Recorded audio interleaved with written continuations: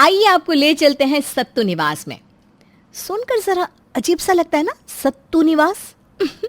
पर जिनका घर ही सत्तू के बिजनेस से चलता हो वो अपने घर का नाम सत्तू निवास नहीं रखेंगे तो और क्या रखेंगे। तो आइए शुरू से शुरू करते हैं। आज से 30 साल पहले सत्तू निवास में आई दो बहुएं, कोकिला और रंजू, जो आते ही दरवाजे पर झगड़ा करने लगी। हट जा रंजू दरवाजे से, इस घर की बड़ी बहू मैं हूं, तो पहले कलश को पैर मैं मारूंगी। पर जिस हिसाब से तेरा शरीर है ना, तेरे लिए यहाँ कलश नहीं एक बड़े से घड़े की जरूरत है, क्योंकि मटके जैसा तो तेरा खुद का पेट है। मुझसे बहस मत कर रंजू, वरना ये लोटा तेरे सर पर फोड़ दूंगी। बताइए माँ जी, इस अनपढ़ गवार को ये भी नहीं पता कि ये तो पीतल का बना हुआ है और पीतल का बना हुआ लोटा फूट नहीं सकता। ये सुनते ही गुस्से से कोकिला अनाज से भरे उस लोटे को उठाती है और रंजू की तरफ फेंकती है। पर लोटा रंजू को नहीं लगता, वो तो हवा में उड़ता हुआ सीधा घर की मालकिन यानी कि रंजू और कोकिला की सास के सर पर बच जाता है। अरे मारी रे, मर गई रे। और इसी तरह हर समय कोकिला और रंजू लड़ती रहती और उनकी लड़ाई में पिसती उनकी सास यानी कि देवकी जी। पर कुछ ही दिनों बाद कोकिला और रंजू को पता चलता है कि वो माँ बनने वाली है, और जैसे ही दोनों अपने अपने बेटों को जन्म देती है, दोनों के बीच की ये लड़ाई खत्म हो जाती है और दोनों खुशी खुशी बहनों की तरह रहने लगती है। आज गौतम पूरे 28 साल का हो गया है, सोच रही हूँ उसके लिए बहू लेकर आऊं अब। लीजिए भाभी, आपने तो मेरे मुंह की बात छीन ली। मैं भी यही सोच रही थी कि प्रेम के लिए लड़की ले आऊं। आखिर वो पूरे 28 साल का हो गया है आज। मैंने तो लड़की देख भी रखी है, मैं तो 2 महीने बाद ही अपनी बहू को घर ले आऊंगी। सही में देखिए तो क्या इत्तेफाक है, मैंने भी लड़की देख रखी है। मैं तो अगले ही हफ्ते बहू लाने की सोच रही हूँ। ज्यादा तेज मत बन रंजू, मैं जानती नहीं हूँ क्या, तू वही करना चाहती है जो मैं करना चाहती हूँ। मुझे लगा था तू सुधर गई है, पर तू कभी नहीं सुधरने वाली। मुझे अभी भी याद है कैसे गृह प्रवेश के वक्त तूने अपनी औकात दिखा दी थी। अरे काले कौवे के मुंह की, तुझे भाभी भाभी बोलकर सर पर बिठाया तो तू मेरे सर पर नाचने लगी है। आज तक इस घर में मैं देवरानी बनकर रही हूँ ना, अब देख लेना, तेरी बहू के इस घर में आने के 5 मिनट पहले ही मैं अपनी बहू को इस घर में ले आऊंगी और उसे जेठानी का दर्जा दिलवाऊंगी, और देवरानी बनेगी तेरी बहू। और इतने दिनों तक जो मैं सहती आई हूं ना, वो अब तेरी बहू सहेगी। वो कहते हैं ना, अगर शेर शिकार करना छोड़ दे तो ये नहीं समझना चाहिए कि वो शिकार करना भूल गया। कोकिला और रंजू जिस जलन को अपने मन में दबाए बैठी थी, आज अपने बेटे की शादी की बात निकलते ही वो फिर से जाग उठती है और फौरन ही रंजू और कोकिला अपने बेटों के लिए लड़की की तलाश शुरू कर देती हैं। कोकिला अपने खानदानी पंडित जी को फोन लगाती है। जी हाँ पंडित जी, कल ही आप अच्छी अच्छी लड़कियों की तस्वीरें लेकर मेरे घर पधारिए। मैं जल्द से जल्द अपने गौतम की शादी करवाना चाहती हूँ। जी नमस्ते पंडित जी। कोकिला को पंडित जी से फोन पर बात करता देख रंजू भी पंडित जी को फोन लगा देती है। बस आप ही का सहारा है पंडित जी, आज शाम को ही अच्छे अच्छे घरों की संस्कारी लड़कियों की कुंडली लेकर मेरे घर पधारिए। अब आपके ही भरोसे प्रेम की शादी होगी। चरण स्पर्श पंडित जी। तो कभी नहीं सुधर सकती। पंडित जी शाम तक तेरे पास आएंगे ना, मैं अभी के अभी उनके पास चली जाती हूँ। अच्छी लड़की तो पहले मैं चुनूंगी अपने गौतम के लिए, फिर उनके पास जो बचे कुचे रिश्ते बचेंगे उनमें से तू भी एक लड़की प्रेम के लिए चुन लेना। और इसके पहले कि कोकिला पंडित जी के पास जाने के लिए घर से निकले, रंजू फौरन गाड़ी में बैठकर पंडित जी के पास पहुंच जाती है और उसके 5 मिनट बाद कोकिला वहां पहुंच जाती है। तुम दोनों की शादी भी सत्तू निवास में मैंने ही कराई थी, तो मुझ पर भरोसा रखो। मैंने प्रेम और गौतम के लिए अच्छी लड़की देख ली है। अब तुम दोनों अपने अपने बेटे का रिश्ता लेकर कन्याओं के घर चली जाओ और रिश्ता पक्का कर लो। पंडित जी के कहने की देर थी कि रंजू निशा के घर प्रेम का रिश्ता लेकर पहुंच जाती है और आने वाले पहले ही मुहूर्त को अपने बेटे की शादी तय कर देती है। कोकिला भी पीछे कहाँ हटने वाली थी, वो भी उसी तारीख और उसी मुहूर्त पर गौतम की शादी गोपी से करने का तय कर लेती है और एक साथ सत्तू निवास के बाहर सज जाते हैं 2 मंडप और एक ही साथ प्रेम और गौतम की शादी की रस्में अलग अलग शुरू हो जाती है। निशा का लहंगा तो कियारा आडवाणी के लहंगे से मिलता है, मुंबई से मंगवा कर दिया क्या रंजू? अरे ये मेरी बहू है, इसके लिए तो मैं विदेश से हीरो का लहंगा मंगवा दूं, तो ये मुंबई के लहंगे की क्या बात है। ये सुनते ही कोकिला के भौं ऊपर चढ़ जाते हैं। ए गोपी, ये लहंगा कहाँ से लिया तूने? ये लहंगा तो मेरी नानी का है मम्मी जी। सत्यानाश, अब सभी के सामने मेरा पोपट हो जाएगा। तू चल यहाँ से। 2 मिनट पंडित जी, एक बार रस्म जरा रोकनी पड़ेगी आपको, मुझे अपनी बहू का लहंगा बदलवाना है। और सिर्फ रंजू की बहू को नीचा दिखाने के लिए चलती हुई रस्मों को रोककर कोकिला गोपी को लेकर अपने कमरे में चली जाती है और चांदी के तार की एम्ब्रॉयडरी वाला लहंगा उसे पहनने के लिए देती है। जैसे ही गोपी इस लहंगे को पहनकर अंदर आती है, सभी उसी को देखते जाते हैं। क्या हुआ रंजू, चौंधिया गई ना आंखें? कहाँ तेरी बहू, कहाँ मेरी? लग रही है ना सत्तू निवास की जिठानी। वो तो गृह प्रवेश के वक्त पता चलेगा, क्योंकि मेरे बेटे बहू की तो आधी से ज्यादा रस्में पूरी हो चुकी है। 2 घंटे में पहुंच जाएंगे हम घर, और पहले होगा मेरी बहू का गृह प्रवेश, और बन जाएगी वो गोपी की जेठानी। पंडित जी, सुपरफास्ट तरीके से मंत्र पढ़िए। किसी भी तरह से 1.5 घंटे में रस्में संपन्न हो जानी चाहिए। ये अपने कंपटीशन में तुम मुझे मेरे फेरों के मंत्र भी नहीं सुनने दे रही हो मम्मी। क्या फर्क पड़ता है कौन पहले गृह प्रवेश करके घर में जाए, रहना तो उसी घर में ना। और गोपी और गौतम के पहले ही निशा और प्रेम सत्तू निवास के दरवाजे पर पहुंच जाते हैं। जल्दी इस कलश को लात मार और अंदर आजा बहू। रुक जाओ मम्मी, गौतम को आने दो। भले हम अलग अलग कोख से पैदा हुए, पर हम एक ही वक्त जन्मे। हमारी शादी भी एक ही मुहूर्त पर हुई, तो गृह प्रवेश भी एक साथ हो जाएगा तो क्या फर्क पड़ जाएगा मम्मी? भले वो मेरा सगा भाई नहीं है, पर मेरे लिए मेरे जिगर का टुकड़ा है गौतम। तभी गौतम और गोपी भी वहां पहुंच जाते हैं। क्या फर्क पड़ता है प्रेम, पहले तू घर के अंदर जा या मैं? चाची का माना है तो तू पहले चला जा, मुझे कोई दिक्कत नहीं है। और अपना दाया पैर आगे कर सबसे पहले निशा अपने ससुराल की दहलीज लांग कर अंदर आ जाती है और बन जाती है घर की जिठानी। अब तो हो गया मम्मी चाची, दोनों बहुओं का गृह प्रवेश हो गया ना, अब हम अपने अपने कमरे में जा सकते हैं कि नहीं? अरे ऐसे कैसे बेटा, तुम दोनों को आपस में कोई भी कमरा लेने में दिक्कत नहीं थी, इसलिए प्रेम ने छोटा कमरा ले लिया और तुमसे कुछ कहा भी नहीं। पर अब तुम दोनों की पत्नी आ गई है, उनकी भी तो मर्जी पूछी जाएगी। ओहदे में तुम बड़ी हो निशा, तो बताओ तुम्हें किस कमरे में जाना है? और ये पूछते हुए रंजू निशा को आंख मार देती है। ये हमेशा से छोटे कमरे में रह गए तो क्या हुआ, मुझे छोटा कमरा नहीं चाहिए, मुझे वो बड़ा वाला कमरा ही चाहिए मम्मी जी। ये हुई ना मेरी बहू वाली बात। ये देखकर कुछ याद आया कि नहीं कोकिला? जब मैं इस घर में आई थी, तूने भी आते ही पहले बड़ा कमरा चुन लिया था, और फिर पूरी रात थकी होने के बावजूद भी मैं आराम नहीं कर पाई, क्योंकि सारी रात तो मेरी कमरे का सामान शिफ्ट करने में ही चली गई। हाँ, जैसे मैं तो सोई गई थी, मेरे पति का भी तो कमरा बदला था, मैं भी तो पूरी रात शिफ्टिंग ही कर रही थी। रंजू और कोकिला बहस करती रहती है और दोनों ही जोड़े की पहली नाइट बर्बाद कर देती है। और पूरी रात गोपी और निशा अपने अपने पतियों के कमरे के सामान को इधर से उधर करती रह जाती है। इसी में सुबह के 5 बज जाते हैं। चलिए रूम में कमरा शिफ्ट हो गया है। 7 बजे तो उठने का वक्त हो जाएगा। चलो कोई नहीं, 2 घंटे तुमसे बात ही कर लेता हूँ। ये कहकर गौतम अपने कमरे में जाने को तैयार होता ही है कि वहां कोकिला आ जाती है। अरे वाह गोपी बहू, तू इतनी सवेरे उठ भी गई। इसी से समझ में आ जाता है कि बस घर में पहले आ जाने से कोई जिठानी नहीं बन जाता। बड़ी बहू के सारे गुण तो तुझ में है। तो कौन सा मेरी निशा अब तक सो रही है, वो भी उठकर खड़ी है? एक काम कर निशा, मेरे कमरे में आ जा, मैं तुझे एक अच्छी सी भारी साड़ी और कुछ गहने दे देती हूँ। आज मुंह दिखाए के वक्त सभी के सामने तू वही पहन कर आना, लगना चाहिए तू घर की बड़ी बहू है।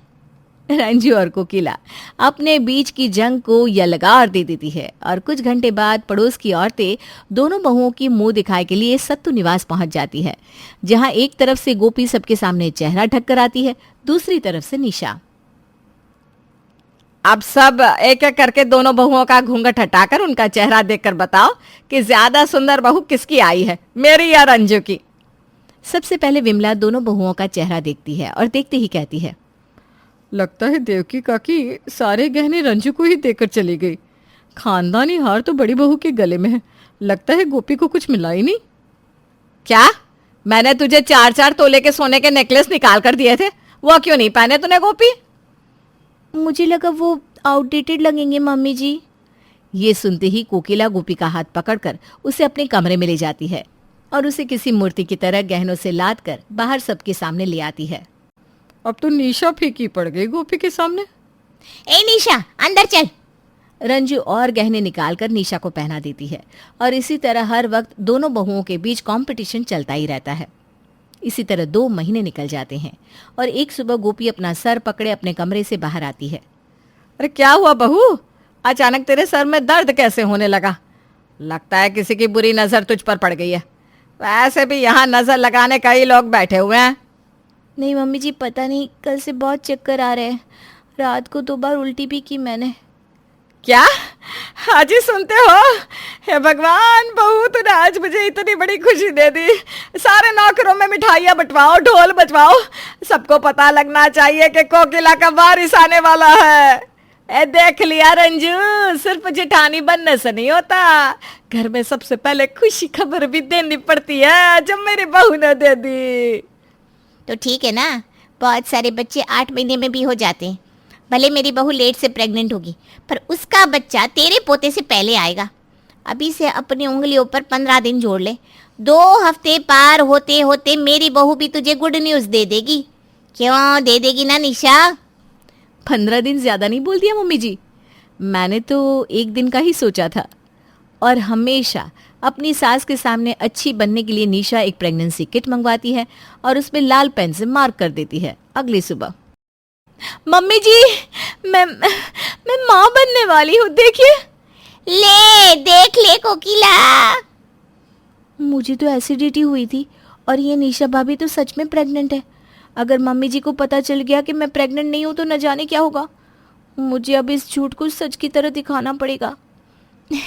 लीजिए मम्मी जी, चाची जी की बहू मेरे प्रेग्नेंट होने के 1 दिन बाद प्रेग्नेंट हुई है, पर चाची जी की खुशी तो देखो। अरे भाई, बच्चा तो पहले मुझे ही होगा, आप क्यों खुशी मना रही है चाची जी? तो आज ही मुझसे लिखवा ले, पहले मेरी ही बहू की डिलीवरी होगी, और अगर ऐसा नहीं हुआ तो मैं इस घर को छोड़कर चली जाऊंगी। क्या भला को मोल रही हो मम्मी जी? ऐसा तो होने वाला ही नहीं है, क्योंकि मैं तो प्रेग्नेंट हुई ही नहीं। और अगले ही पल से रंजू अपनी बहू को वो सारी चीजें खिलाने लगती है जिससे उसकी डिलीवरी और जल्दी और आराम से हो जाए। ले बहू, ये साबुत अनाज खा, इससे तेरी डिलीवरी और सही से होगी। ऑपरेशन करके कटवाने छटवाने का कोई झंझट नहीं होगा। और ये ले गुंद के लड्डू, इससे शरीर मजबूत बना रहेगा। दूध मलाई खा बहू, तुझे निशा से पहले बच्चे को जन्म देना है। जो 1 दिन में प्रेग्नेंट हो सकती है, वो 8 महीने में डिलीवरी भी कर सकती है। दूध? मुझे लैक्टिक एसिड से एलर्जी है मम्मी जी। लैक्टिक क्या, इलेक्ट्रिक बायो इलेक्ट्रिक मत कर बहू, तुझे एक मोटे ताजे बच्चे को जन्म देना है बस। और दोनों सास इस होड़ में लग जाती है कि उसकी बहू की डिलीवरी पहले कैसे हो। माँ से पूछती हूँ, उन्होंने मेरी डिलीवरी नॉर्मल करवाई थी, उन्हें पता होगा कि कैसे बच्चा वक्त से पहले हो सकता है। और कोकिला फौरन अपनी माँ को फोन लगाती है, जहाँ उसकी माँ उसे कहती है कि सीढ़ियाँ चढ़ने उतरने से बच्चा जल्दी हो जाता है। और ये सुनते ही कोकिला गोपी के पास भागती हुई जाती है। अरे ये क्या बिस्तर पर पड़ी हुई है बहू तू, इस तरह से बच्चा नहीं होने वाला, चल जल्दी जल्दी उठ और मेरे साथ आ जा।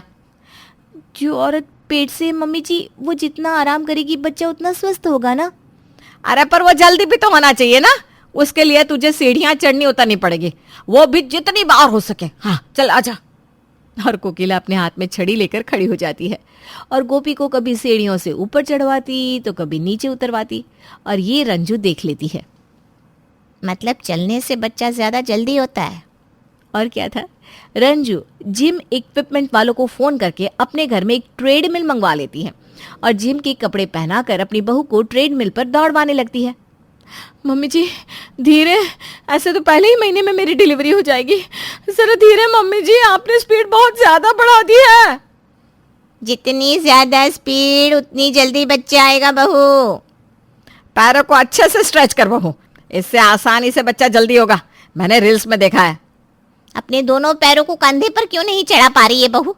अरे ऐसे कैसे होगा बच्चा तुझे जल्दी? हाँ, रात को जब भी प्रेम और गौतम घर लौटते, उन्हें अपनी बीवियां कभी उठी हुई मिलती नहीं थी, क्योंकि अपनी सास के चक्कर में वो दोनों थक हार के सो जाया करती थी। और अब प्रेगनेंसी की न्यूज़ मिलने के बाद तो दोनों सासें अपनी बहू को अपने पास ही सुलाने लगी थी। पहले तो सब ठीक चल रहा था, फिर एक रात गौतम और प्रेम घर लौटते ही नहीं। सभी उनका बहुत इंतजार करते हैं, ऑफिस में भी फोन करते हैं, पर पता चलता है कि वो दोनों तो आज ऑफिस आए ही नहीं। मुझे बहुत घबराहट हो रही है, मैं तो जा रही हूँ FIR करने। मैं भी चलती हूँ, रंजू तू घर संभाल। बहुत खोजबीन के बाद भी प्रेम और गौतम नहीं मिलते और 2 दिन बाद दोनों अपने घर लौटते हैं। उन्हें देखते ही सभी उनके गले लग जाते हैं। कहाँ गए थे तुम दोनों? ये क्या हरकत है? हम सब कितना घबरा गए थे, बताना तो चाहिए था। तुम दोनों का फोन भी बंद था, घर में प्रेग्नेंट बीवी है, उसका तो लिहाज रखते हैं। तो घर आकर हम कर भी क्या लेते बड़ी माँ, क्या फायदा? आप और मम्मी तो समझने का नाम ही नहीं ले रही थी। और किस बच्चे के पीछे आप दोनों भाग रही हो जो बच्चा है ही नहीं? शादी के बाद जब हम दोनों अपनी पत्नियों से ठीक से मिले ही नहीं तो बच्चा कहाँ से होगा? वो आई एम सॉरी मम्मी जी, आपके डर से मैंने झूठ बोल दिया था। मुझे ना एसिडिटी हुई थी। मैं भी मजबूर थी मम्मी जी। आप लोग हमारे लिए पत्नियां नहीं, अपने लिए बहू लेकर आई थी, जिससे आप एक दूसरे को नीचा दिखा सके। तो हम दोनों का इस घर में काम ही क्या है? ये सुनते ही कोकिला और रंजू की आंखों में आंसू आ जाते हैं और उन दोनों को अपनी गलती का एहसास हो जाता है। रंजू, वो तेरे पास एरोप्लेन बुक करने वाले का नंबर है ना, उससे 4 टिकट बुक करवा दे। हमारे दोनों बेटे हनीमून पर जाएंगे। Bye bye. ये लोग तो चले गए, पर एक बात बताऊं भाभी, आपकी साड़ी मेरी साड़ी के आगे फीकी ही है। अरे फीकी होगी तो? लड़की जब शादी करके ससुराल जाती है तो उसे बहुत एडजस्ट करना पड़ता है, क्योंकि उसकी पसंद अपने ससुराल वालों से काफी अलग होती है। पर फिर भी लड़की ससुराल जाने के बाद इस बात का हमेशा ख्याल रखती है कि कभी उसके सास ससुर को उसकी वजह से परेशानी ना हो। पर जितना बहू अपने ससुराल वालों के बारे में सोचती है, क्या उतना ही ससुराल वाले बहू के बारे में सोचते हैं? ये कहानी है पूर्णिमा की, जिसने ससुराल आते ही सभी घर वालों का दिल जीत लिया था। अरे वाह शांति, घर में खाने की बहुत अच्छी खुशबू आ रही है। हाँ हाँ, बहू तो कुछ भी बनाए आपको खुशबू ही आती है। अभी तक पूरा खाना बना भी नहीं और आपके नाक पर खुशबू पहले ही चढ़ गई। शांति, कभी तो खुश हो जाया करो, हमेशा मुंह चढ़ा कर रखती हो। मुंह तो बनेगा ही ना मेरा। मैंने सोचा था मेरे घर में भी बहू आएगी, रोज रोज नए तरीके के पकवान बनाकर मुझे खिलाएगी, पर मेरी बहू को तो रोटी सब्जी के अलावा कुछ आता ही नहीं बनाना। औरों के घर की बहू को देखो कैसे 56 भोग आते हैं बनाने। शांति जानबूझकर सारी बातें तेज तेज बोल रही थी ताकि पूर्णिमा तक उसकी बातें पहुंच सके। अपनी सास की बातें सुनकर पूर्णिमा को थोड़ा बुरा लगता है, पर वो अपनी इस कमी को सुधारने की कोशिश करती है और YouTube पर खाने के नए नए तरीके देखती है और घर में उन्हें बनाने की कोशिश करती है। माँ को हमेशा मेरे खाने से शिकायत थी। भगवान जी मेरा साथ देना, आज पहली बार चिली पनीर बनाने जा रही हूँ। पर माँ को एक बार बता देती हूँ, वैसे भी घर में पनीर नहीं है, माँ को बता दूंगी तो वो पनीर भी मंगवा देंगी। पूर्णिमा अपनी सास के पास जाती है और पनीर की सब्जी बनाने के लिए परमिशन लेती है, पर पनीर का नाम सुनते ही शांति का मुंह बन जाता है और मुंह बनाते हुए पूर्णिमा से कहती है, नहीं नहीं, पनीर बहुत महंगे हो रहे बहू, फिर कभी चिली पनीर बना लेना। एक काम कर, आज तुम मशरूम की सब्जी बना ले, और हाँ, मसाले वाली बनाना। मशरूम की? ठीक है माँ, पर मुझे तो मशरूम की सब्जी आती ही नहीं बनानी। कोई बात नहीं, माँ का मशरूम खाने का मन है, एक काम करती हूँ, जैसे यूट्यूब से पनीर की सब्जी बनानी सीखी है, इसी तरह से मशरूम की भी सीख लेती हूँ। क्या पता माँ को उनका मनपसंद खाना बना दूँ तो शायद उनकी नाराज़गी मुझसे कम हो जाए। पूर्णिमा से पूरा परिवार खुश था सिवाय शांति के, इसलिए पूर्णिमा हर समय अपनी सास को खुश करने में लगी रहती और वही बनाती जो शांति कहती। अब इसी तरह से कुछ दिन बीत जाते और पूर्णिमा का दिल करता है कि आज वो पनीर की सब्जी बनाए, जो रेसिपी उसने देखी थी वही। इसीलिए एक बार फिर पूर्णिमा अपनी सास से कहती है, माँ आज अमित जी का प्रमोशन हो गया है, कितनी खुशी की बात है ना? हाँ, खुशी की बात तो है। मैं चाहती हूँ कि मेरा बेटा इसी तरह से दिन दुगनी और रात चौगनी तरक्की करता रहे। अच्छा माँ जी, मैं क्या कह रही थी कि आज बहुत खुशी वाला दिन है और कितना टाइम हो गया घर में कभी पनीर की सब्जी बनती नहीं। मेरा भी बहुत मन कर रहा है आज पनीर की सब्जी खाने का। क्या मैं आज पनीर की सब्जी बना लूँ? अरे नहीं नहीं बहू, इतने खुशी के मौके पर पनीर क्यों बनाना? तू कुछ साउथ इंडियन डिश बना और कुछ इटालियन बनाने की कोशिश कर। मुझे उम्मीद है तू हर तरह का खाना बनाना सीख जाएगी। ठीक है माँ। बेचारी पूर्णिमा आज अपनी सास से खुलकर बोलती है कि उसका पनीर की सब्जी खाने का दिल है, पर शांति को कोई फर्क नहीं पड़ता। वो अपनी फरमाइश पूर्णिमा के सामने रख देती है। बेचारी पूर्णिमा भी अपनी सास की इज्जत करती है और अपना मन मार देती है। अब इसी तरह से कुछ दिन बीत जाते हैं और देखते ही देखते विनोद रिटायर हो जाता है। एक बार फिर पूर्णिमा के पास खुशी का मौका था और वो अपनी सास से अपनी इच्छा जाहिर करती है। माँ जी, पापा जी रिटायर हो गए हैं, क्या आज इस खुशी के मौके पर मैं पनीर की सब्जी बना लूं? वैसे भी मैंने काफ़ी समय से पनीर की सब्जी नहीं खाई, मेरा काफ़ी मन कर रहा है। अरे बहू, तू हमेशा तो अपनी ही पसंद का खाना बनाती है। आज तेरे ससुर जी के लिए खुशी का माहौल है, कम से कम आज के दिन तो उसके मनपसंद का खाना बना। और तू जानती है ना तेरे ससुर जी को पनीर पसंद नहीं है। ठीक है माँ जी, समझ गई, आज भी पनीर नहीं बनेगा। अपनी सास की बात सुनकर आज पूर्णिमा बहुत उदास हो जाती है और उस दिन के बाद फिर कभी भी पूर्णिमा अपनी सास के सामने अपनी इच्छा जाहिर नहीं करती। ऐसे ही एक दिन पूर्णिमा अपनी सास के लिए फ्राइड राइस बना रही थी, तभी शांति के पास उसकी बेटी कोमल का फोन आता है, जो अपनी माँ से अपने ससुराल वालों की शिकायत करती है। माँ, ये कैसे घर में तुमने मेरी शादी करा दी? यहाँ आकर तो मुझे हर दिन हर पल अपनी खुशियों को मानना पड़ता है, सिर्फ उनकी खुशियों के लिए। अरे ऐसा भी क्या हो गया मेरी बेटी के साथ? क्या कर दिया तेरे ससुराल वालों ने तेरे साथ? मुझे बता। तेरे ससुराल वालों को तो मैं सीधा करूंगी। तुम क्या सीधा करोगी? मेरी जिंदगी खराब हो गई है। इस घर में मेरी पसंद का कभी कुछ बनता ही नहीं। यहाँ तक कि ये लोग मुझे मेरी पसंद का कुछ खाने भी नहीं देते। कुछ भी बोलो तो बहाने मार देती है मेरी खड़ूस सास। अरे ये क्या बात हुई? तेरे ससुराल वाले तो सच में बड़े ही निकम्मे और कंजूस है, जो तुझे तेरी पसंद का खाना भी नहीं खाने दे रहे। तू एक काम कर मेरा बच्चा, कुछ दिन के लिए यहाँ आ जा, और जब यहाँ से जाना तो 4 दिन तक अपने घर वालों को खाना मत देना। फिर उनको अकल आएगी कि बहू की इज्जत करना कितना ज्यादा जरूरी है। फिर देखना तेरी ही मर्जी का खाना बनाएगी तू। हाँ माँ, तुम बिल्कुल सही कह रही हो। अब मुझे अपनी उंगली टेढ़ी करनी ही पड़ेगी। अच्छा माँ, फोन रखती हूँ। इतना बोलकर कोमल फोन रख देती है, पर ये सारी बात रसोई में खड़ी पूर्णिमा सुन लेती है। पर फिर भी पूर्णिमा अनजान बनने की कोशिश करती है और अपनी सास को खाना देते हुए कहती है, क्या हुआ माँ जी, ननद जी ठीक तो है ना ससुराल में? क्या खाक ठीक है? अरे पता नहीं कैसे घर में मेरी बेटी की शादी हो गई। ऐसे कंजूस ससुराल वाले हैं उसके कि मेरी बेटी को उसके पसंद का खाना भी नहीं खाने देते। कितने दिन से मेरी बेटी पिज्ज़ा की रट लगाई है, पर मजाल है कि उसके घर में पिज्ज़ा आ जाए। पर मैंने तो उसे सिखा दिया है कि 4 दिन तक घर वालों को खाना ही मत दे, अपने आप ही अकल ठिकाने आ जाएगी। और अगर फिर भी नहीं सुधरे तो तू यहाँ आ जाना।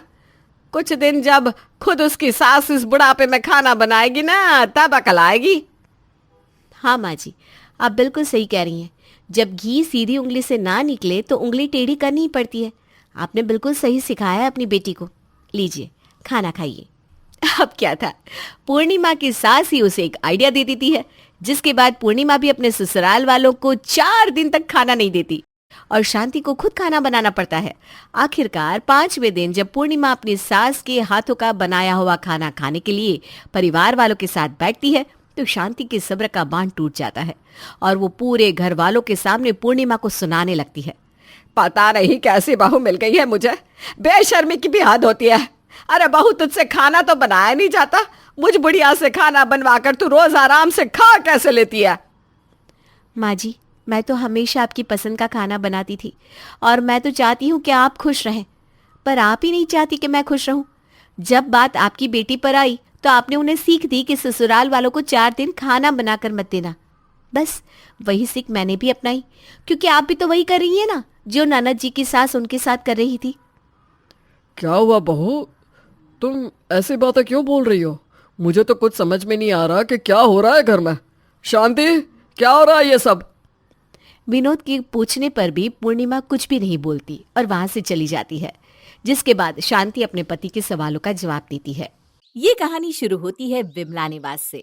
विमला जी के 2 बेटे थे और दोनों की ही शादी हो चुकी थी। यूं तो बहू के आने के बाद विमला जी को पूरी तरह से फ्री हो जाना चाहिए था, पर विमला जी ऐसी सासों में से नहीं थी। वो तो आज भी जितना हो सके उतना काम करती थी। अरे आप उठ भी जाइए, 5 बज गए। मॉर्निंग वॉक पर नहीं जाना क्या? कभी अपने बेटों को भी मॉर्निंग वॉक के लिए उठा लिया करो। सो सोकर हाथी हो गया दोनों। अरे कभी बहुओं को ही नहीं उठाया तो बेटों को क्या ही उठाऊंगी। उनकी उम्र है, जीने दीजिए। और शादी को दिन ही कितने हुए हैं, देर से सोते होंगे बेचारे। अरे तो मैं कौन सा जल्दी सोता हूँ, 1 बजे तक तो तुम मुझसे लड़ाई करती रहती हो। अब आप ना सुबह सुबह बहस मत कीजिए, जल्दी से ट्रैक सूट पहनिए, हमें वॉक पर जाना है। वॉक से आते ही विमला घर पर झाड़ू लगाकर रसोई में जाती है और सभी के लिए चाय बना देती है। कुछ देर बाद मयंक और राहुल भी अपने कमरे से बाहर आते हैं।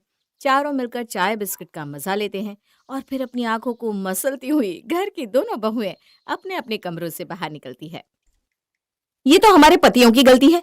ये दोनों महाशय तो पहले ही कमरे से निकलकर मम्मी पापा के पास जाकर बैठ जाते हैं। वही ना, नींद अगर खुल भी गई थी तो हमारे उठने का इंतजार तो कर लेते। वही तो, अब बताओ सबको ये नोटिस होगा कि नहीं कि हम बहुएं होकर भी सबसे आखिर में उठती हैं। अभी तो मम्मी जी नोटिस नहीं कर रही है, पर हमारे घर जो आए दिन सुषमा आंटी आती है, कभी उन्होंने नोटिस कर लिया ना और मम्मी की नजर में इस बात को ला दिया, फिर तो जो काम मम्मी करती है वो भी करना छोड़ देंगी। ऐसा पत्थर भगवान को पता नहीं हमारे सर ही क्यों मानना था, जरा भी अकल नहीं है दोनों में।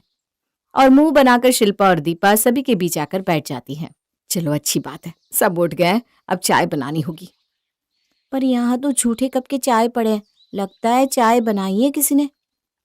मैंने चाय बनाई है, जाओ ले लो। जी मम्मी जी, आप फिक्र मत कीजिए। अब किचन में जाकर चाय लो, ये नहीं कि कोई आकर हाथ में पकड़ा दे। चाय पीने के बाद शिल्पा और दीपा फ्रेश हो जाती है और रसोई में पहुंचती है। रोज का वही चूल्हा चौका, मेरा तो मन ही नहीं करता। वही ना, ये क्या बात हुई भला, हम भी तो अपना घर छोड़कर आए, इतना दुख हुआ होगा हमें। अब इतने दुख को लेकर कोई कैसे काम करे। मैं तो शादी के पहले ही ये इंडिपेंडेंट वुमन के कॉन्सेप्ट से परेशान थी। मुझे तो बहुत अमीर ससुराल चाहिए था, एक ऐसा पति जो नोट छापे और मैं उसके नोटों पर ऐश करूं। और वो यहाँ करने के लिए हमें धीरे धीरे ना ये रसोई के काम को छोड़ना होगा। जिस विमला निवास में हमेशा नाश्ते में 2 सब्जियां बनती थी, वहां आज एक ही सब्जी बनी थी। खाने की प्लेट में एक सब्जी देखकर मयंक कहता है, नाश्ते में जितनी सब्जी खाई जाए उतना ही अच्छा होता है, और हमारे घर में तो हमेशा से 2-2 सब्जियां बनती आई है। फिर आज एक सब्जी क्यों बनाई तुमने दीपा? अब वो पता नहीं, आज ना मुझे बहुत कमजोरी लग रही थी। ओह अच्छा, कोई बात नहीं। तबीयत ठीक नहीं लग रही है तो कह दिया होता। आज हम बाहर नाश्ता कर लेते। आप बाहर खा लेते, पर मम्मी और पापा जी तो घर पर ही खाते ना भैया। जहाँ 2 रोटी बनती है वहां 2 और सही। हमें क्या, हमें तो काम करने से मतलब है। और इस तरह से काम से बचने के तरीके ढूंढना दीपा और शिल्पा शुरू कर देती हैं। दोपहर के वक्त कपड़े धोकर जब विमला जी बाहर आती है बाथरूम से, कपड़े धो दिए है बहू, अब जाकर छत पर सुखा देना। ये सुनते ही दीपा बोल पड़ती है, सुबह का पूरा नाश्ता मुझे ही बनाना पड़ता है मम्मी जी, कुछ काम तो शिल्पा पर डालिए। ये सुनते ही शिल्पा तमतमाती हुई रसोई से बाहर आती है और दीपा को आंख मारते हुए कहती है, हाँ, सारा काम तो आप ही करती हैं, मैं तो कुछ करती नहीं ना। अब जब कुछ न करने का स्टैंप लग ही गया है तो अब मैं कुछ करूंगी भी नहीं। एक दिन का भी कोई उठवा कर दिखा दे मुझसे तो मेरा नाम शिल्पा नहीं। और इतनी सी बात पर दोनों इस तरह लड़ लेती हैं कि दोनों में से कोई भी खाना बनाने के लिए किचन में जाता ही नहीं, और फिर सभी की गैर मौजूदगी में दोनों आपस में बात करती हैं। कैसा दिमाग लगाया मैंने, सोचा भी था क्या तूने, कैसे डायरेक्ट हमें काम से बचने का इतना अच्छा मौका मिल जाएगा। अब इस लड़ाई के बहाने हम दोनों ही कम से कम छुट्टी तो पा सकते हैं। मान गए भाभी आपको, जिठानी हो तो आप जैसी वरना ना हो। और इस तरह काम से बचने के लिए और अपने शरीर को आराम देने के लिए शिल्पा और दीपा आए दिन किसी न किसी बात पर बहस करके बैठ जाती और एक तिनका तक नहीं उठाती। पर कहते हैं ना, खाली दिमाग शैतान का घर होता है। पहला 1 हफ्ता तो बहुत ही अच्छे से बीत जाता है, पर उसके बाद घर पर खाली बैठी बैठी दीपा और शिल्पा उबने लगती है। सारी मूवीज देख ली, स्कूल तक की सारी सहेलियों से फोन पर बात भी कर लिया, पर फिर भी ना कुछ खाली खाली सा लग रहा है। अरे वही हाल तो मेरा भी है। मैं तो सोच रही हूँ क्यों ना हम किटी पार्टी ज्वाइन कर ले, इसी बहाने घर से बाहर भी रहेंगे और मन भी लगा रहेगा। जो इंसान कोई काम ना कर रहा हो वो चुगली और बेकार की बहस के अलावा और करेगा भी क्या। एक दोपहर अपनी फ्रेंड के घर से शिल्पा बड़बड़ाते हुए अपने घर लौटती है। बाप रे बाप, के जमाना आ गया है। इतनी जोश में आई हो, क्या बात हो गई? वही तो, आ तो गई। किस्मत वाले हो तुम कि तुम्हें दिन भर में अपनी बीवी की 24 बार शक्ल देखने को मिल जाती है। वरना मेरी सहेलियों का क्या बताऊं, सुबह घर से निकलती है 10 बजे और रात को 2 बजे तक नहीं आती। अरे भाई, एक ही लाइफ है, यू ओनली लिव वंस, तो जी रही है। अरे कल नैना का डायमंड सेट नहीं देखा था क्या? 70 लाख का था और एक हमारे पति है। वही तो, सबकी स्टोरीज देख देख कर परेशान हो गई हूं मैं। कोई यूरोप जा रहा है, कोई सिंगापुर, और हम ये बगल के रेस्टोरेंट में नान रोटी खाकर आ जाते हैं। कभी किसी से अपनी लाइफ कंपेयर नहीं करनी चाहिए शिल्पा। जिसकी जेब में फूटी कौड़ी नहीं होती ना, वही ये ज्ञान देता है। तो ज्ञान मत दो मुझे, मैं जा रही हूँ कमरे में, और भूल कर भी ना मुझे आवाज मत देना। इतनी सी बात में इतना गुस्सा क्यों हो रही है बहू? जरा सांस ले ले। आजकल मैं देख रही हूँ, जब देखो इस घर में किसी न किसी बात पर कलेश होता ही रहता है। मुझे तो इसका कारण तुम दोनों का खाली दिमाग लगता है।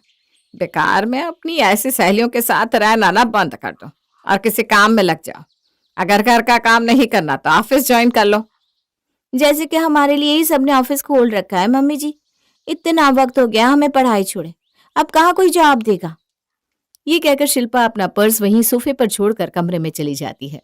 अब आए दिन विमला निवास में या तो पार्टी होती या फिर हंगामा। एक शाम पार्टी के बाद विमला अपनी बहू के कमरे में आती है। ये भगवान, ये कमरे की क्या हालत बना रखी है बहू। मुझे तो लगा तू किटी पार्टी करके सिर्फ हॉल को गंदा कर रही है, पर तूने तो अपने कमरे की भी यही हालत कर रखी है। कौन खाना खाकर बिस्तर के नीचे ही प्लेट छोड़ देता है? और ये कपड़े, अरे भाई यहाँ क्यों है? कपबोर्ड क्यों रखा है कमरे में जब उसमें कपड़े रखने ही नहीं है? तो हाथ हो गई। Mummy ji, you only live once. अब उस लाइफ को मैं कपड़े समेटने में खत्म कर दूं? वाह जी वाह, बहुत हो गया। पता नहीं क्यों मैं तुम दोनों बहुओं को लाई थी जब तुम लोगों को आराम ही करना था। बहू रहने जैसा कोई काम कभी नहीं किया तुम दोनों ने। अब तो लगता है मुझे तीसरी बहू ही लानी होगी, वही निभाएगी मेरे बहू होने का फर्ज। तीसरी बहू? तीसरी बहू? तीसरी बहू? और अगली सुबह विमला ले आती है अपने घर अपनी तीसरी बहू, यानी कि घर के काम वाली लच्छो को। तो ये घर है? हाँ, अब से यही तेरा घर है, क्योंकि इस घर की बहुएं तो रसोई तक देखना नहीं चाहती। अब तुझे ही सब कुछ संभालना है लच्छो। तुझे जो ठीक लगे वही कर, कोई बीच में कुछ नहीं बोलेगा। मेरे घर की चाबियां ये रही, अब हर कमरे में आ जा सकती है, मेरे कमरे में भी। काम वाली को चाबी देने की क्या जरूरत है मम्मी जी? ये कुछ ज्यादा नहीं हो रहा? ज्यादा क्यों लग रहा है बहू? है, अगर तुझे ज्यादा लग रहा है तो इन चाबियों को तू संभाल ले। पर नहीं नहीं, यू ओनली लिव वंस। चाबियों को संभाल कर तू रखेगी तो लाइफ कैसे जी पाएगी? तो ये सब ना तू मेरी लच्छों पर छोड़ दे और तू आराम से जी बेटा। और यहाँ से विमला का गेम शुरू होता है। झाड़ू उठाकर सबसे पहले लच्छो शिल्पा के कमरे में जाती है। आयो रामा, इतना गंदा कमरा, इस कमरे से साफ तो मेरे घर का कूड़ादान है। अरे तुझे काम करने के लिए रखा गया है ना, कि मुंह चलाने के लिए? मुंह जरा कम चला और झाड़ू मारकर निकल यहाँ से। बढ़िया ही। अरे तो मेरे को क्या फर्क पड़ रहा है? हैं? बिस्तर के नीचे और रखो झूठे बर्तन, इसमें तो पहले से मक्खी लगेली है, तुम सबको बीमार करेगी। पर तेरे को क्या फर्क पड़ रहा है? तू तो घर पर खाती नहीं है ना, बाहर का खाती है ना। ये तो मैंने सोचा ही नहीं था दीदी। अब प्लीज इन बर्तनों को हटा दीजिए।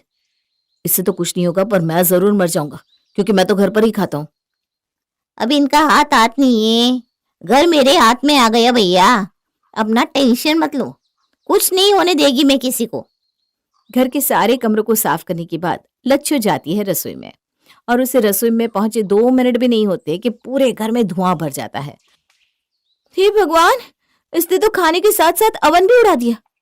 ये ऐसी तीसरी बहू लेकर आई है आप मम्मी जी? ये करेगी हमारे पर राज। अरे तुझे पता भी है ये अवन कितने का है? ये अवन ब्रांडेड है, ब्रांडेड है नहीं था। वही तो, तूने था कर दिया। पूरे 35,000 रुपए का था। इसका मेटल किस दिख रही है? घर की फ्लोरिंग से मैचिंग वाला ढूंढ कर लेकर आए थे। अब कहां से मिलेगा ऐसा दूसरा अवन? अरे पर तुझे ढूंढना क्यों है दूसरा अवन? कौन सा तुझे रसोई में आना है? या तो रसोई में लच्छू आएगी या मैं। और हम दोनों को ना इस बारे में ज्यादा नॉलेज नहीं है, इसलिए हमें इन चीजों से फर्क ही नहीं पड़ता। अपनी सास की बात सुनकर शिल्पा चुप हो जाती है। शुरुआत में लच्छू को जरा दिक्कत तो आती है, पर वो घर का सारा काम अच्छी तरह समझ जाती है और पहले ही दिन से सब कुछ ऐसे संभाल लेती है जैसे कि वो विमला निवास में सदियों से रह रही हो। अगली सुबह जैसे ही लच्छू घर पहुंचती है, उसे जोर जोर से चिल्लाने की आवाजें सुनाई देती है। नहीं मिल रहा मुझे। राहुल, कहाँ रख दिया है तुमने? अब मैं कैसे वो गाउन पहन कर जाऊंगी? आज किटी में ब्लैक गाउन पहनने का ही थीम था। अरे तुम्हारे पास वो वाला ब्लैक गाउन भी तो है ना, वो पहन लो। नहीं पहन सकती। ड्रेस की फोटो मैंने पहले ही ग्रुप में भेज दी है। नई ड्रेस थी राहुल, 4,500 रुपए की। ऊपर से मेरा प्रोटीन शेक भी नहीं मिल रहा। मुझे जिम जाना है। एक दिन भी जिम मिस हो गया ना तो पूरे शरीर की बैंड बच जाएगी। पूरे हफ्ते की मेहनत बेकार। यहाँ शिल्पा की प्रॉब्लम सॉल्व होती भी नहीं कि वहां दीपा के कमरे से चिल्लाने की आवाज आती है। अरे मेरी वो रिंग कहाँ गई? इतनी मुश्किल से पैसे जोड़कर मैंने वो रिंग ली थी। अब किटी पार्टी में लोगों को क्या बताऊंगी? अरे तो मैं क्या करूं? एक तो उस रिंग के बारे में तुमने घर पर किसी को बताया नहीं था। अब मुझे क्या पता कि तुम सच में कल कोई रिंग खरीद कर लाई थी या नहीं। जब से तुम लोग घर पर बैठ गई हो, तुम लोगों का दिमाग बस कपड़े पहनने, गहने पहनने में ही चलता है। अरे कभी खुद के सेल्फ डेवलपमेंट के बारे में भी सोचो। तुम्हें अंदाजा भी है कि आज की किट्टी किसके घर में होने वाली थी? अरे मिसेस अग्रवाल के घर में। अगर मैं उनके घर जाऊंगी तो समझ में आ रहा है मेरा कितना क्लोज रिलेशन बन जाएगा उनके साथ। अरे यही तरीका होता है अपने सर्कल को बढ़ाने का। इससे कहते हैं असली सेल्फ डेवलपमेंट। 2 दिन बाद, मम्मी जी कहाँ हैं आप? लच्छो कहाँ हो? ये क्या है? क्या किया तूने इस कुर्ती का? नई कुर्ती थी, मैंने धोने डाली तो तूने इस पर रंग चढ़ा दिया। अरे इस घर में कपड़े धोने डालो तो वापस क्यों नहीं आते? कल मैंने अपनी साड़ी डाली थी तो उसका सिर्फ ब्लाउज धुलकर वापस आया। साड़ी पता नहीं कहाँ चली गई। लच्छो तो भाई ऐसी ही काम करती है। जिसको दिक्कत है अपने हाथ खुद ही ला ले। अरे तब हिला ही लेंगे। जैसी तेरी हरकतें हैं ना, तू चीजों को गायब कर रही है। ये चोरी वगैरह मैं समझ नहीं रही हूं क्या है? देख, अब से कोई जरूरत नहीं है तुझे मेरे कमरे में आने की। घर की मालकिन ने बोला है कि सबके कमरों के अंदर घुस घुस कर मेरे को सफाई करने की है, ताकि कमरे गंदे ना रहे। और कमरों को तो आप ऐसे सड़ा गला छोड़ देती है जैसे कि नगर निगम वाले आपके कमरे से ही कचरा उठाकर ले आएंगे। मम्मी जी देखिए, मैं अपना कमरा खुद साफ कर लूंगी और अपने कपड़े खुद साफ करूंगी। कह दीजिए इसे कि मेरा कोई भी सामान ना छुए। अरे यही तो चाहती थी मैं बहू। विमला बहुत खुश हो जाती है क्योंकि आखिर वही हो रहा था जो वो चाहती थी। घर के कामों में लगने के कारण अब दीपा और शिल्पा की चिड़चिड़ाहट जरा कम होने लगी थी। उनका ध्यान घर की ओर भी आने लगा था। घर के पर्दे ठीक करते करते शिल्पा रसोई में जाती है और वहां की दीवारों की हालत देखती है। ये दीवार, ये मेरे बर्तनों की क्या हालत करती है इसने। देखिए तो दीदी, ऐसे खाना बनता है क्या इतने सालों से? हम खाना बना रहे थे, आज तक हमारी दीवारों में एक बूंद तेल नहीं लगा। और ये देख, तूने तेल के कैसे धब्बे लगा दिए दीवारों पर कि उंगली लगाओ तो तेल सबूत बाहर आ जाएगा। तुम दोनों आज रसोई में आई हो बेटा। चलो लगता है कुछ अलग होने वाला है आज। हाँ भी यही है पापा जी, इन्हें डांट लगाइए ना। अरे ना बाबा ना, इससे डांट लगाकर मुझे तेरी सास से 10 बातें सुननी है क्या? यही तो है बेचारी जो हम सबको खाना देती है, हमारे कपड़े धोती है, हमारा घर साफ करती है। हम इसे कैसे कुछ बोल सकते हैं? जब तक तुम दोनों घर संभाल रही थी, हमने कभी कुछ कहा था क्या तुम दोनों से? तो इसे कैसे बोल सकते हैं? हमारी बहू होने का फर्ज तो यही निभा रही है बेटा। सभी की बातें अब दीपा और शिल्पा को खटकने लगी थी। इस पर तड़का लगाने भगवान ने भी अच्छा इंतजाम कर रखा था। अब अगर दोस्ती का सर्कल बड़ा हो तो उसमें लड़ाइयां तो होनी ही थी। जब मिसेस अग्रवाल की किटी में शिल्पा और दीपा जाती हैं तो वहां मिसेस अग्रवाल के साथ उनकी बड़ी बुरी तरह इंसल्ट होती है। काम की न काज की, दुश्मन अनाज की। इतनी फ्री है कि जब भी किटी रखो ये दोनों उठकर आ जाती हैं। अरे डेट्स के बारे में इनसे कुछ मत पूछो, दे आर ऑलवेज फ्री। जैसे आप फ्री नहीं है मिसेस अग्रवाल। मैं क्या, यहाँ पर तुम दोनों के अलावा कोई भी फ्री नहीं है। कोई अपने बच्चों को संभाल कर आता है, कोई अपनी सास को, और कोई मेरी तरह बिजनेस को। पर तुम दोनों का क्या, आराम करती हो और फालतू की गॉसिप्स। ओ गॉड, मुझे तो ऐसी औरतें बिल्कुल पसंद नहीं। इसीलिए मैं तो जल्द से जल्द इस किटी ग्रुप को छोड़ने की सोच रही हूँ। This is not my class. मुझे तो ऐसी औरतें पसंद ही नहीं जो पतियों पर डिपेंडेंट हो, एक एक रुपए के लिए किसी के आगे हाथ फैलाना पड़ता हो। अरे भाई, मैं क्यों किसी से मांगू? मेरी कोई सेल्फ रिस्पेक्ट नहीं है क्या?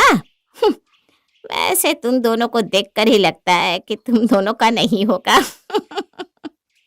ये सुनकर शिल्पा धीरे से दीपा से कहती है, देखो ना भाभी, कैसे बचर बचर बोली जा रही है गधी कहीं की।